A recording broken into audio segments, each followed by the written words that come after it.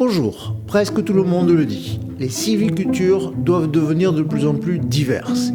Il faut éviter les coupes rases, préférer les mélanges et la régénération aux plantations monoespèces. Comment ne pas être d'accord? Pourtant, une fois que l'on a proclamé cela, ne vous semble-t-il pas que l'on a à peine fait le premier pas et que presque tout reste encore en fait à inventer?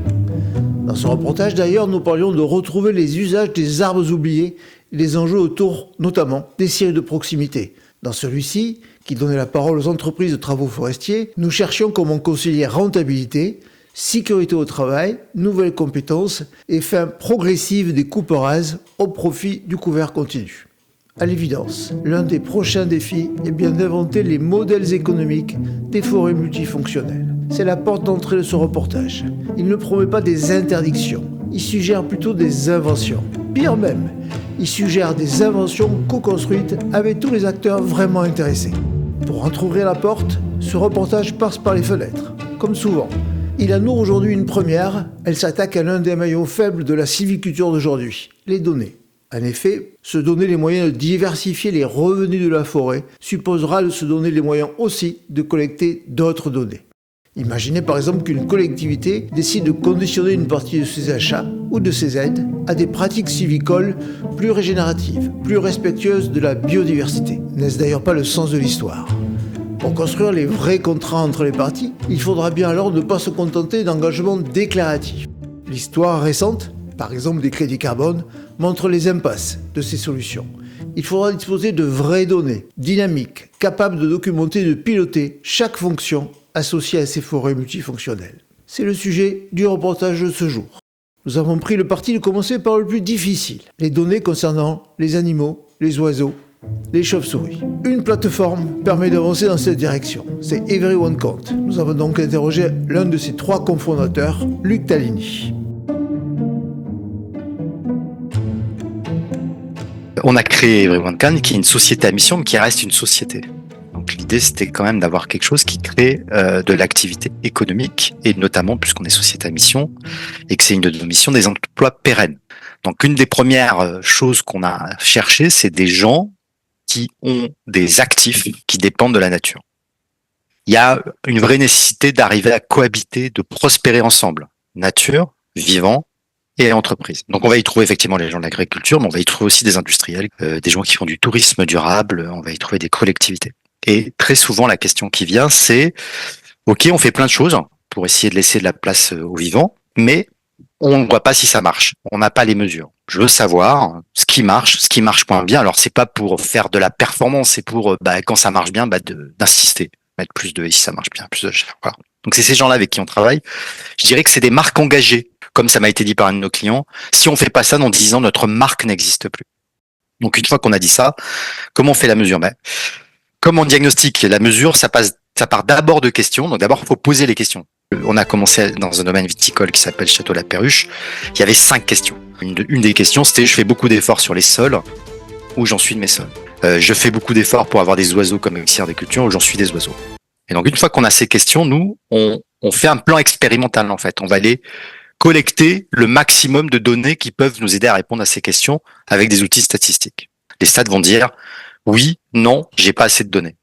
Donc ces données, il y a 3 grands endroits où on peut aller les chercher. Il y a plein de données gratuites, c'est l'open source. Beaucoup de cartes, énormément de cartes. On a identifié plus de 200 sources de cartes gratuites qui vont permettre de mettre tout ça quelque part et déjà de voir dans quel écosystème on est. Il y a même des données de biodiversité qui sont en open source, c'est toutes les données de sciences participatives. Je sais pas si vous utilisez un téléphone pour reconnaître les plantes, ça finit sur un site et on peut aller récupérer ces données, vous participez au comptage en fait, de façon commune. Ensuite, il y a toute la partie très importante, puisque nous on est vraiment dans la cohabitation entre vivants et activité économique, qui est d'avoir les informations sur qu'est-ce que les gens font sur le domaine. Est-ce qu'on a mis des ruches, est-ce qu'on a mis des nichoirs, est-ce qu'on a mis une jachère, donc on va collecter tout ça aussi. Et, cerise sur le gâteau, on met des capteurs. Alors les capteurs, pourquoi des capteurs? La première chose, c'est parce que les capteurs, ils sont là toute la journée. Ils sont extrêmement efficaces pour avoir des informations sur le vivant et d'utiliser en fait les animaux qui sont là comme des biocapteurs qui vont se déplacer et en fonction de leur présence, on va pouvoir donner un état de santé de l'écosystème.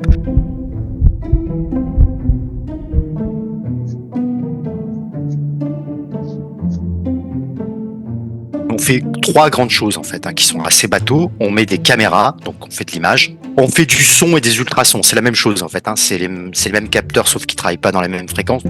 Aujourd'hui, on travaille que sur les oiseaux, car les algorithmes de reconnaissance sont vraiment efficaces sur les oiseaux. L'algorithme qu'on utilise a été développé par l'université de Cornell, il est hyper connu, il s'appelle Burnett, il est très efficace sur les oiseaux.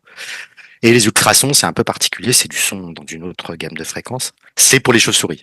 Dernière chose, on fait des prélèvements de sol avec 2 techniques. Une technique qui est développée par une entreprise française qui s'appelle Dubernay, qui est de la cytométrie de flux. Alors, pour les non-spécialistes, c'est lorsque vous allez faire un bilan de sanguin, quand vous comptez les globules rouges, globules blancs, là, c'est cette technique qu'on utilise. Là, on l'utilise dans le sol et on compte les bactéries, les protistes et les champignons.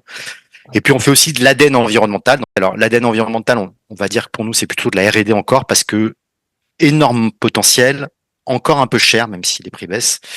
Mais ça demande encore un petit peu de science pour sortir des indicateurs fiables. Mais gros potentiel. Mais on fait donc caméra, son, analyse de sol. Ensuite, ce que fait la plateforme, elle agrège tout ça. Donc déjà, on a des bilans. Nous, on a remarqué maintenant avec le temps que sur un espace rural, il faut à peu près 3 mois pour avoir un premier bilan fiable, 6 mois pour avoir des indicateurs stables, et 1 an si on veut vraiment faire de l'impact. Alors pourquoi 1 an? C'est parce que ces indicateurs, ils vont dépendre de la météo, de la présence des gens dans les territoires. Donc il faut vraiment 1 année pour avoir des choses stables et derrière pouvoir faire des statistiques fortes si on veut par exemple regarder l'impact des haies ou des choses comme ça.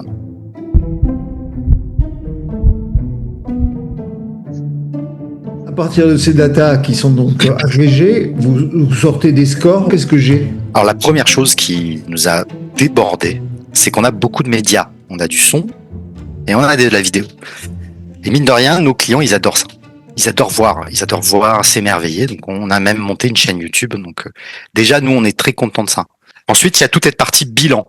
Donc le bilan, c'est j'ai combien d'espèces, c'est quoi les espèces que j'ai, c'est quoi les proportions. On peut regarder ces bilans par trimestre. Puis ensuite, on va sur ces fameux indicateurs. Les indicateurs de biodiversité, c'est un sujet qui est débattu, un peu comme vous racontiez sur la forêt. Il y a beaucoup de discours et peut-être moins de mesures. J'étais assez perturbé au début. Ce que nous, on a pu constater sur les premiers sites, c'est que on n'a pas un indicateur qui est fiable de comparer tous les sites.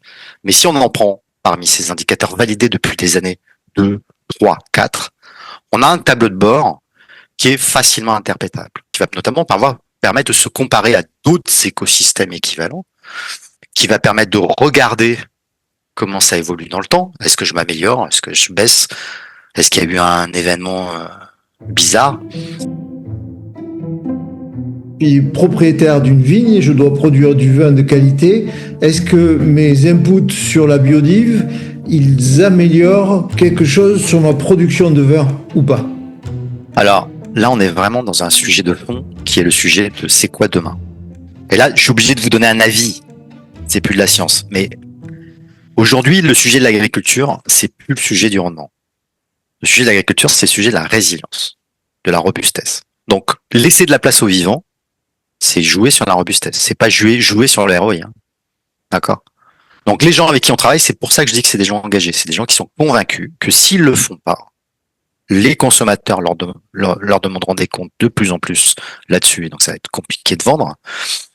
Ça va être de plus en plus compliqué de produire parce que changement climatique, parce que appauvrissement des sols, parce que pression sociétale qui veut qu'on mette moins de pesticides. Donc, vous mettez quoi à la place? EveryOneCount n'a pas encore déployé ses solutions aux forêts. Nous sommes quelques-uns à tenter de les aider dans cette voie. Le but d'ailleurs serait, je crois, de les inciter aussi, peut-être même avant tout, à adapter leur modèle pour des projets forestiers bien différents, par exemple de ceux qui sont développés dans les vignes.